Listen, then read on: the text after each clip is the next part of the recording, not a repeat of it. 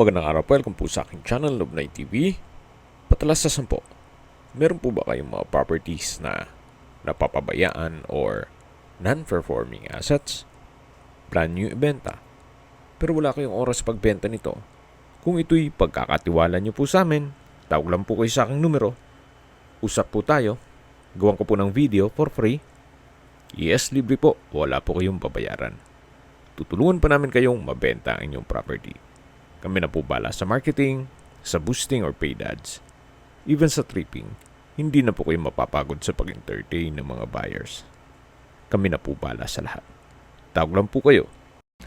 Nandito po tayo ngayon sa Lian, Batangas kung saan meron po tayong bagong video presentation, mga subdivided farm lots na along Barangay Road at meron pong mountain view. Medyo elevated po ang lupa dito sa side na to. At ang kagandahan pa po dito, ito po'y hulugan o pwede pong installment. 20% ang down payment at ang 80% balance ay payable in 3 years without interest.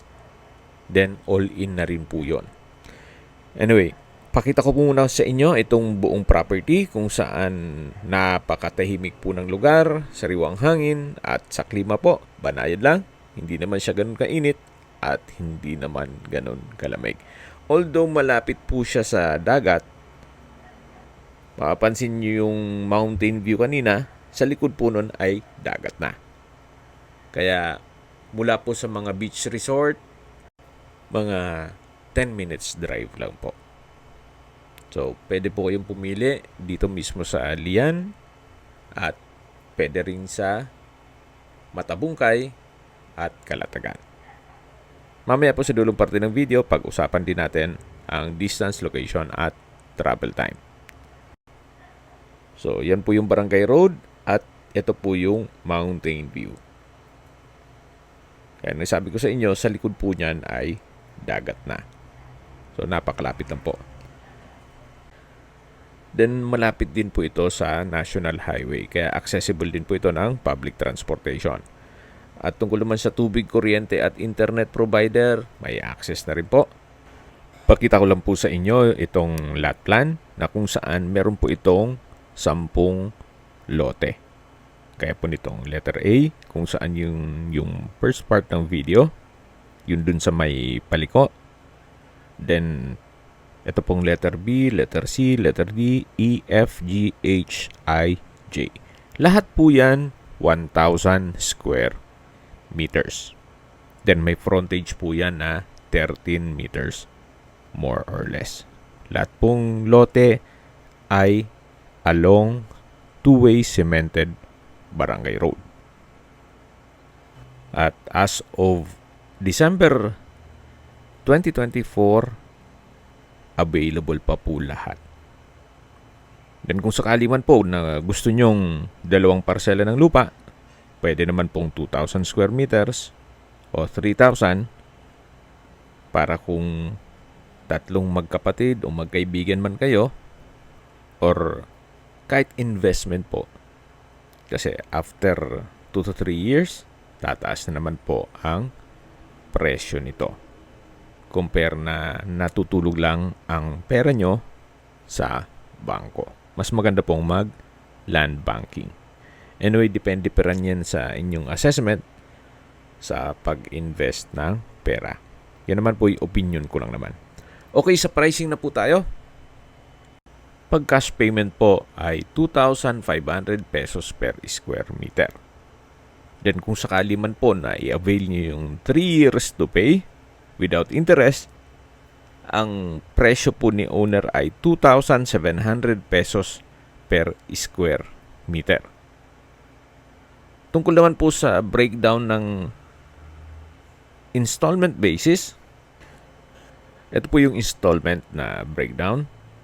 Ang lot area po ay 1,000 square meters, then ang presyo ay 2,700 per square meter.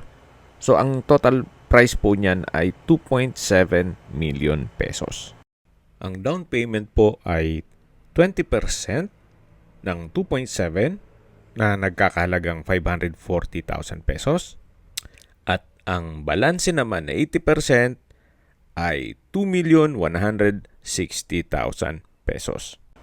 Then kung 3 years to pay na walang interest, ang monthly po ay 60,000 pesos. So pwede na rin po kung isipin, at least walang interest po ito.